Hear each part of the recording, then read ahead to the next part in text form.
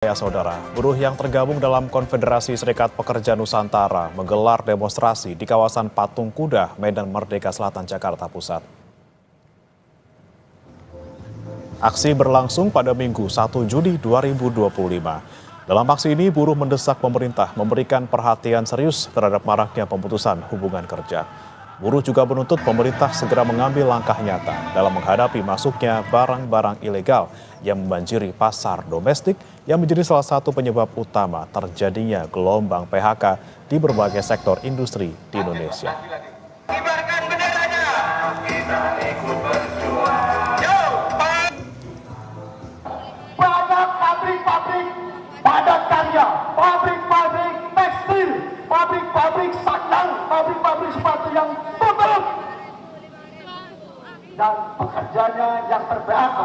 Sampai hari ini nasibnya belum jelas, pesangonnya belum dapat, dan banyak yang tidak mendapatkan jaminan kehilangan pekerjaan.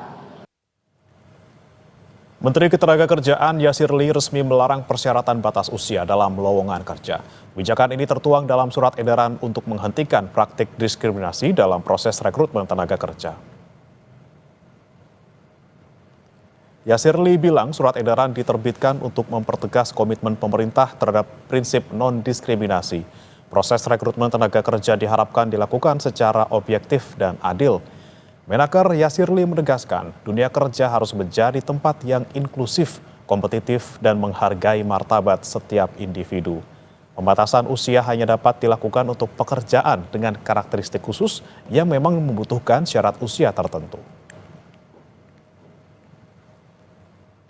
Surat edaran ini diterbitkan untuk mempertegas komitmen pemerintah terhadap prinsip non-diskriminasi sekaligus memberikan pedoman yang jelas agar rekrutmen kerja dilakukan secara objektif dan adil.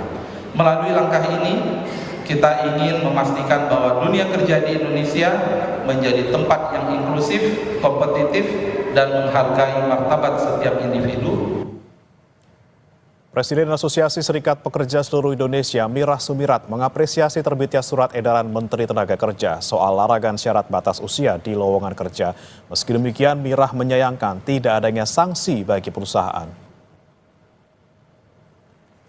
Mirah menekankan sanksi yang dimaksud adalah pembinaan dan pengawasan agar perusahaan mematuhi surat edaran anti-diskriminasi di dunia kerja. Kata Mirah Sumirat, penghapusan syarat batas usia membuat korban PHK yang masih produktif berpeluang lebih besar mendapat pekerjaan baru.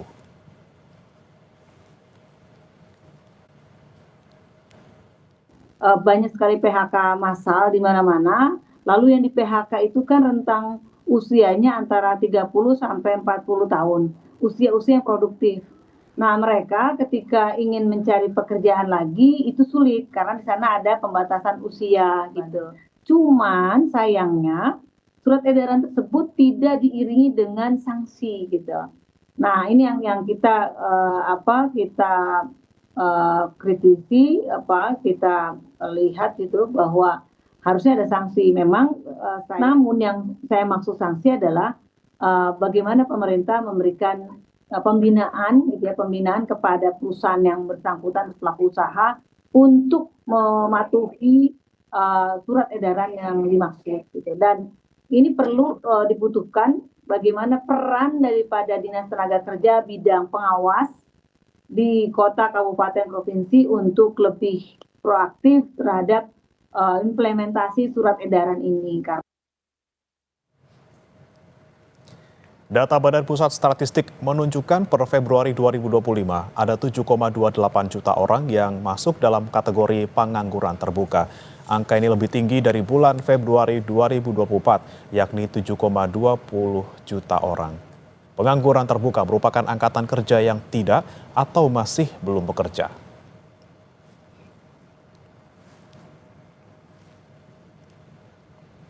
Sementara itu, tingkat pengangguran di Provinsi Papua menjadi yang tertinggi di Indonesia, di angka 6,92%. Disusul Kepulauan Riau 6,89%, kemudian Provinsi Jawa Barat dengan persentase 6,74%. Berikutnya Provinsi Banten dengan persentase 6,64% dan Papua Barat Daya dengan 6,61%.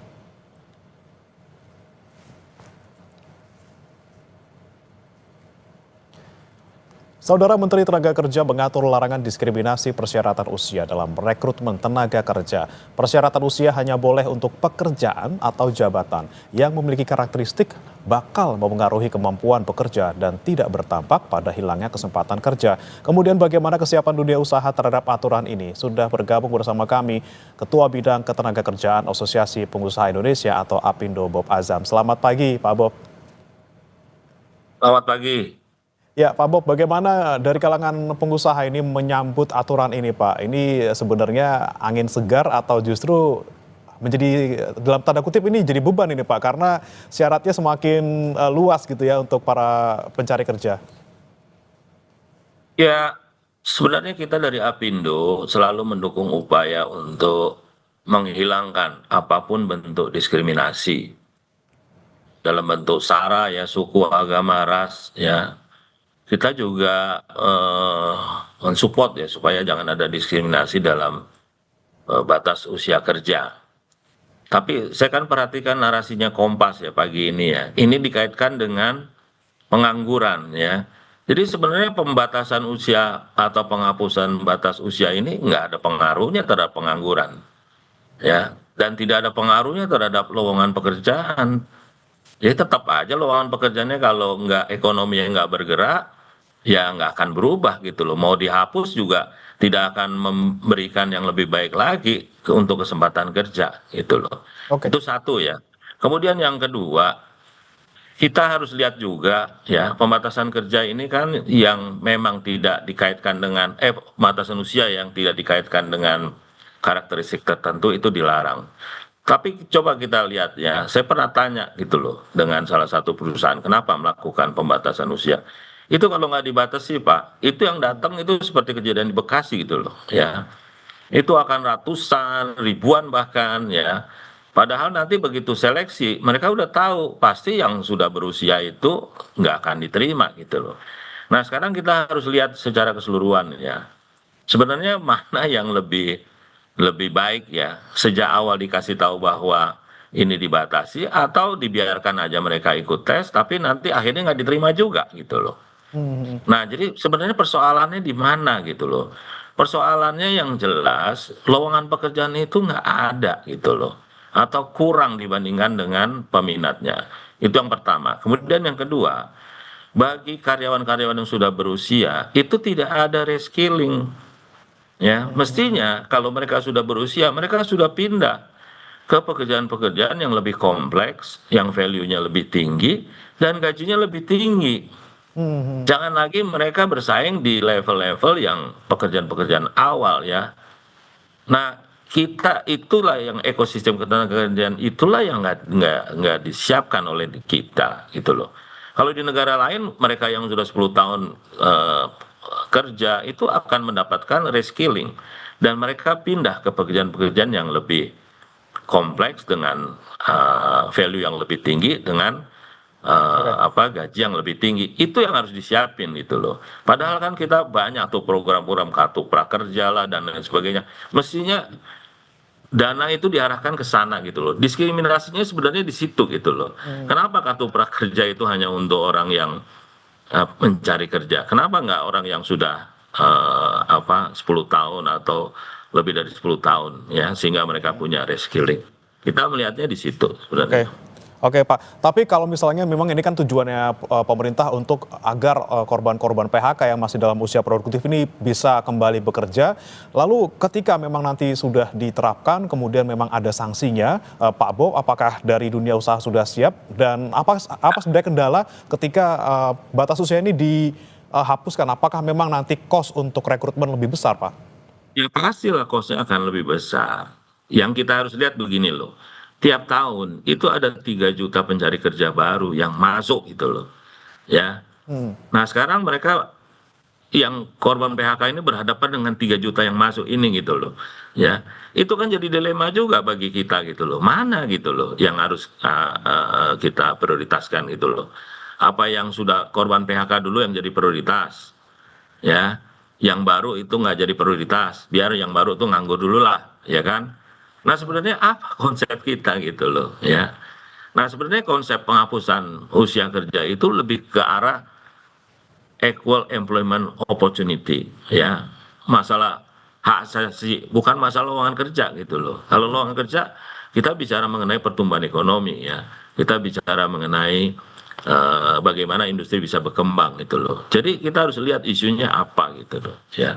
Sehingga problem solvingnya memang sesuai dengan persoalan yang muncul. Oke, oke. Let's say ini nanti akan diterapkan, kemudian misalnya ada sanksi, walaupun memang belum ada sanksi yang dibilang oleh pemerintah Ya nggak bakal bisa seperti dong apa ya surat Pak ya? edaran masa disanksi.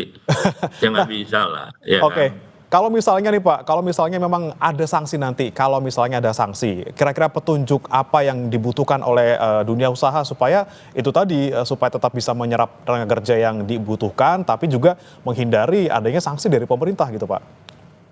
Sekarang sanksi itu kan kontraproduktif itu loh. Hak untuk menerima pekerja kan ada di perusahaan lah. Masa mau disanksi gitu loh, ya kan?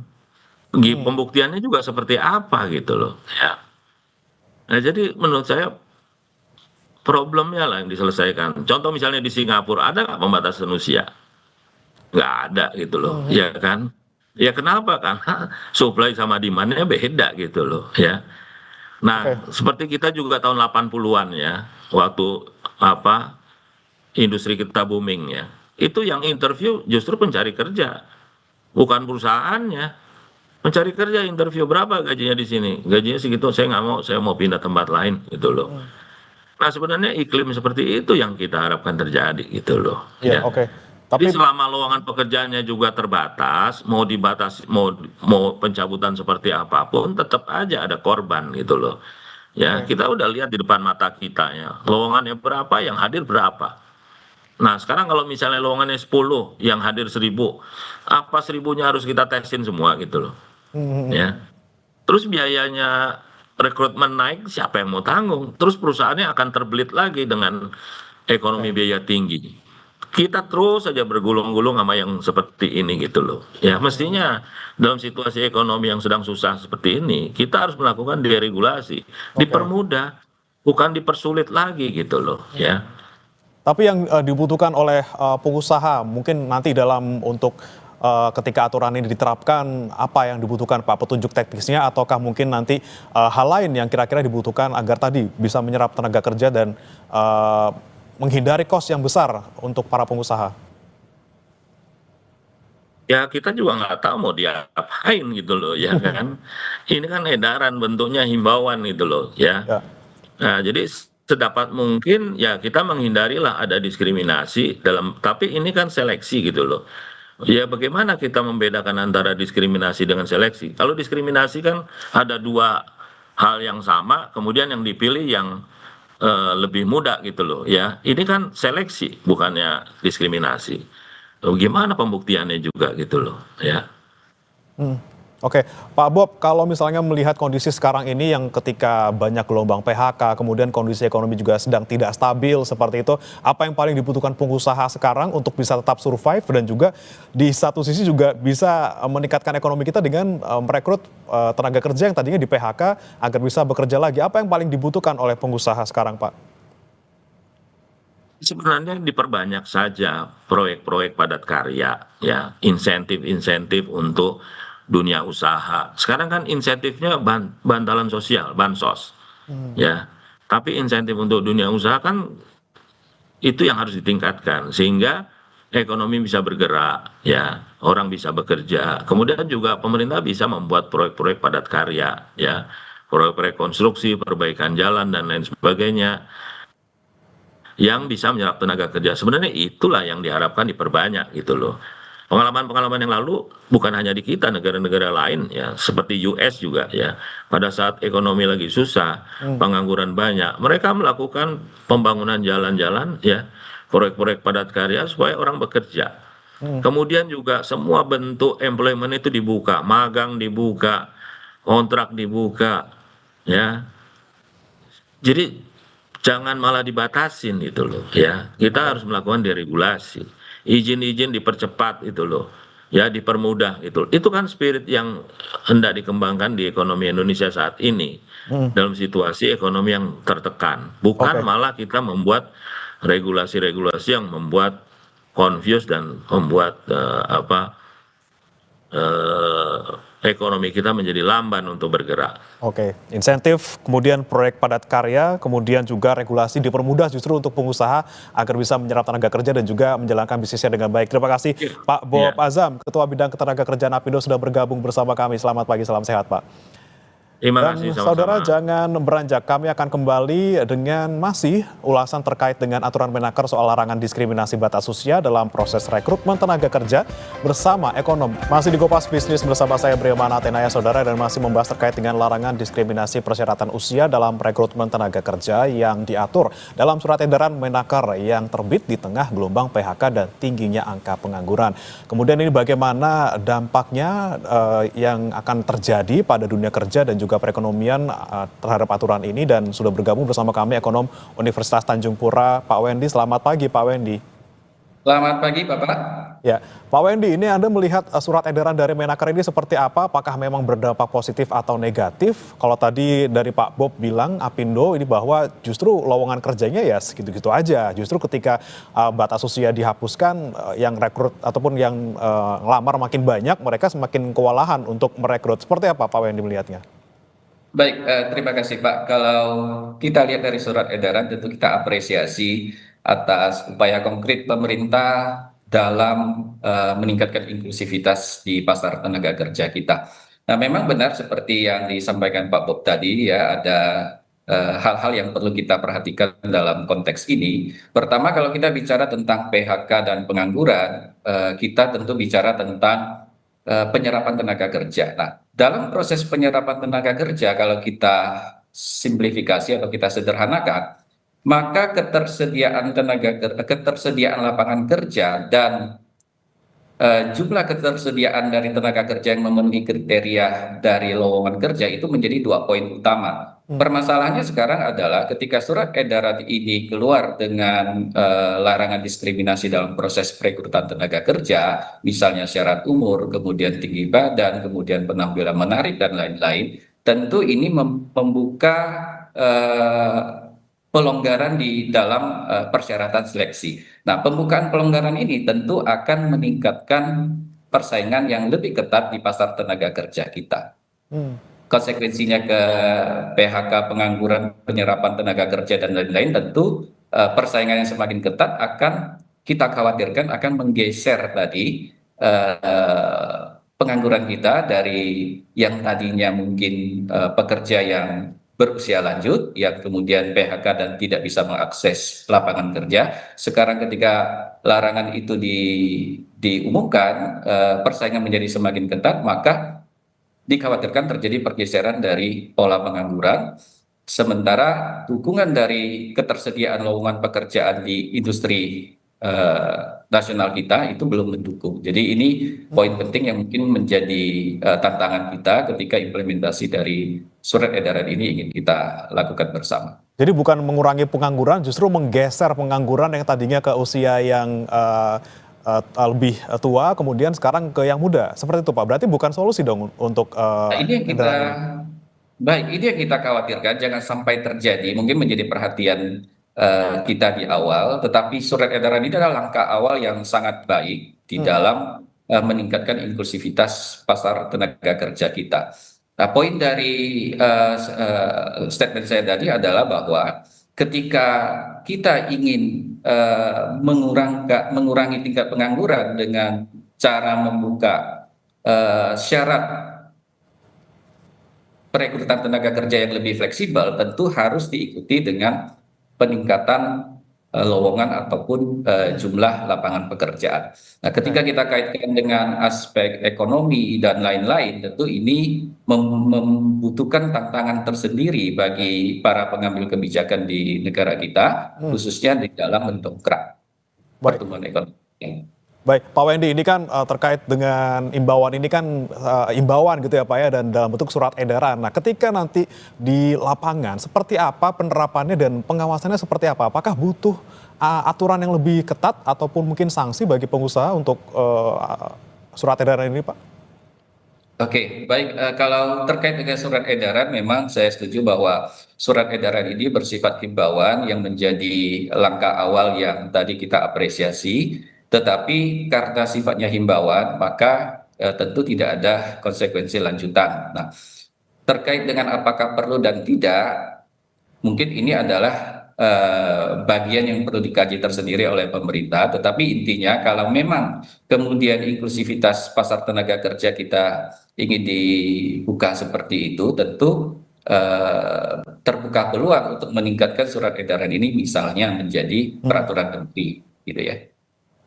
Oke, oke. Pak Wendy, kalau Anda melihat ketika memang nanti sudah diterapkan seperti itu surat edarannya dan ternyata memang bisa menyerap tenaga kerja yang lebih banyak mungkin dari mereka yang di PHK, bagaimana sektor real kemudian terdampak dari kebijakan ini dan pertumbuhan ekonomi apakah semakin naik atau ya seperti itu, Pak? Oke, baik. Saya coba berikan ilustrasi yang sederhana di sini, Pak ya. Kalau seseorang mendapatkan pekerjaan, tentu dia punya penghasilan. Ketika dia punya penghasilan, tentu dia bisa spending, bisa belanja barang dan jasa. Ketika semakin banyak orang punya penghasilan dan bisa belanja, maka sektor real bergerak.